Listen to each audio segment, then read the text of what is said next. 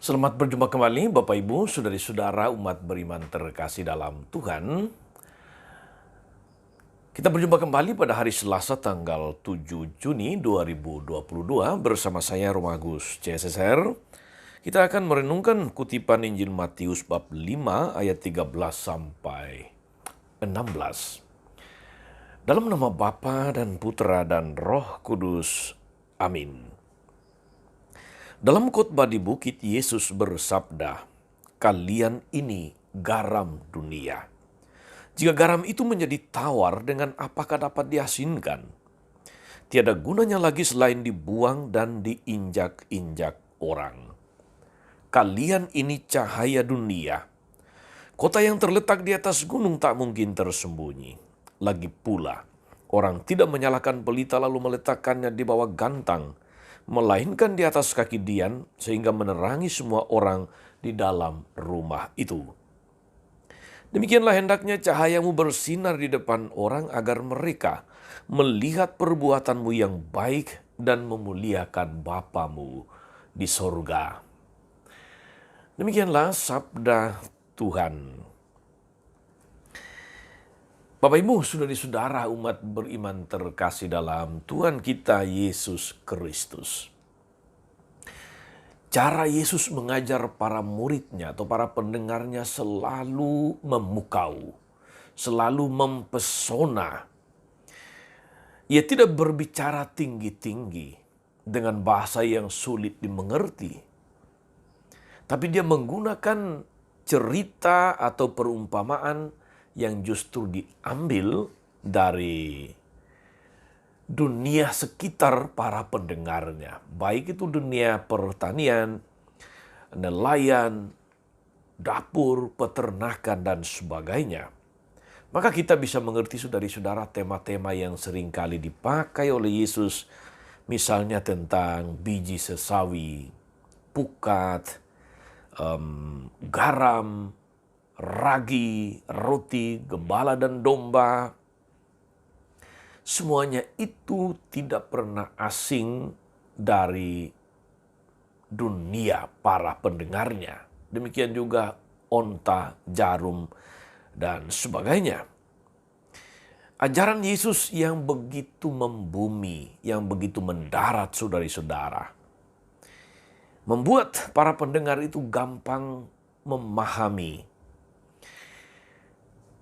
cepat mengerti apa yang disampaikan, apa yang diajarkan oleh Yesus. Makanya saudara-saudara tidak heran kalau mereka selalu membuntuti Yesus kemana saja dia pergi untuk mendengarkan dia. Saudari-saudara umat beriman terkasih dalam Tuhan kita Yesus Kristus. Hari ini Yesus mengajar tentang identitas kita sebagai orang Kristiani, sebagai saksi Kristus. Yesus berbicara dengan menggunakan garam dan terang.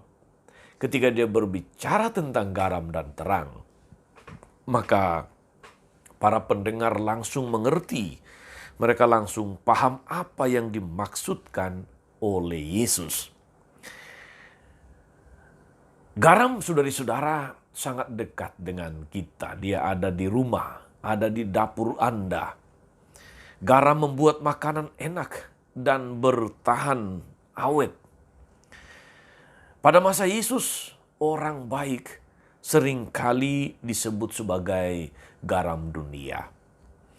Maka ketika Yesus bersabda, "Kamu adalah garam dunia," maka para pendengarnya sudah tahu bahwa mereka harus menjadi orang baik. Dan karena kebaikan itu mereka bisa mempengaruhi orang lain untuk juga berbuat baik. Maka demikian juga ketika Yesus mengatakan, "Kamu adalah terang dunia."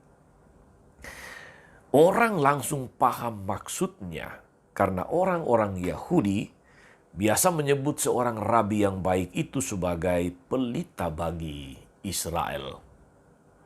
Saudara-saudara, umat beriman yang terkasih dalam Tuhan, kita perlu memahami pesan yang terkandung di balik ini. Pertama-tama, saudara-saudara, Yesus tidak memberikan semacam himbauan untuk kita. Yesus tidak memberikan semacam ajakan, tidak. Yesus justru menegaskan bahwa menjadi garam dan terang itu adalah identitas orang Kristiani. Anda dan saya, para pengikut Kristus. Yesus tidak mengatakan, kalau boleh kalian jadi garam, kalau boleh kalian jadi terang. Tidak. Yesus dengan tegas mengatakan, kamu adalah garam dunia. Kamu adalah terang dunia. Itu identitas. Bukan sebuah himbauan, ajakan yang boleh kita lakukan, boleh tidak. Tetapi Yesus mengatakan, kamu adalah. Itu identitasmu sebagai orang-orang Kristiani. Yang kedua, saudari-saudara, baik garam ataupun terang sebagai identitas, dia tidak pernah bermanfaat hanya untuk dirinya sendiri. Garam sebaik apapun, kalau tidak berguna untuk makanan, dia tidak sama sekali berguna. Demikian pun terang. Terang tidak pernah untuk dirinya sendiri. Karena terang tidak bisa kemudian egois. Terang itu kalau sudah nyala, dia menerangi sekitarnya tanpa pilih-pilih. Dengan demikian, saudara-saudara, jelas bagi kita bahwa sebagai orang-orang Kristiani, pengikut Kristus, saksi-saksi Kristus, kita dipanggil untuk menjadi garam dan terang. Menjadi garam dan terang itu berarti bahwa lewat tingkah laku, tutur kata, sikap, cara hidup kita yang baik, kita bisa mempengaruhi orang lain untuk juga menjadi baik. Kita mengalirkan energi positif bagi orang lain untuk menjadi orang baik juga.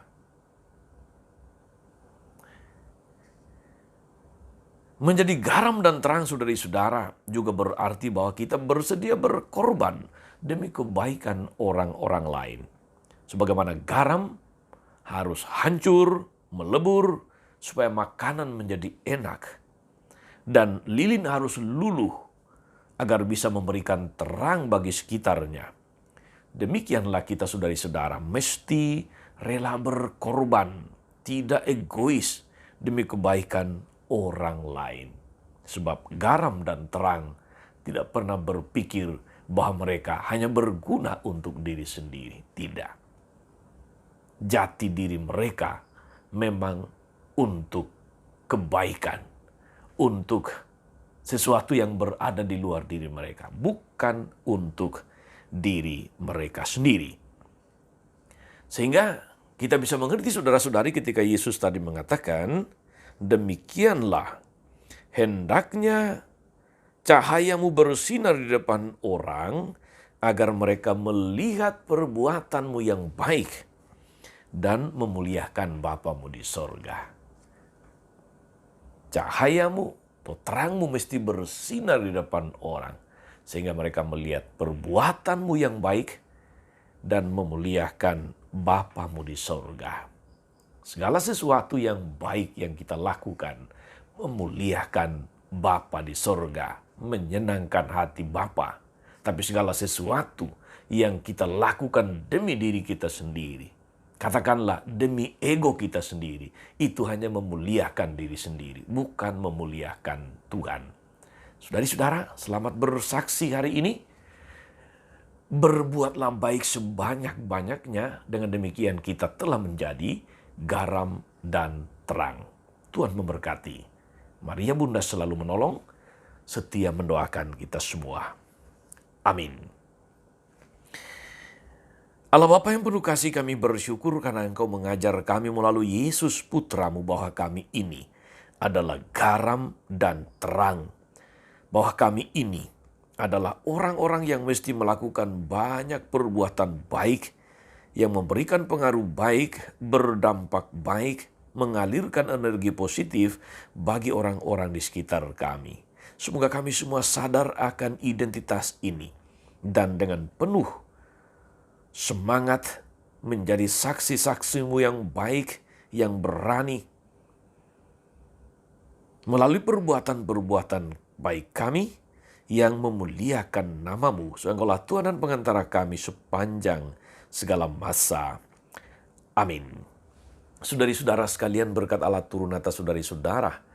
Atas mereka yang kita doakan atau kita janjikan doa mereka yang sakit dan menderita. Segala rencana, karya, dan pelayanan hari ini, Bapa dan Putra dan Roh Kudus. Amin. Tetap sehat, tetap semangat. Jangan lupa like, subscribe, nyalakan lonceng notifikasinya. Salam 52, Tuhan memberkati.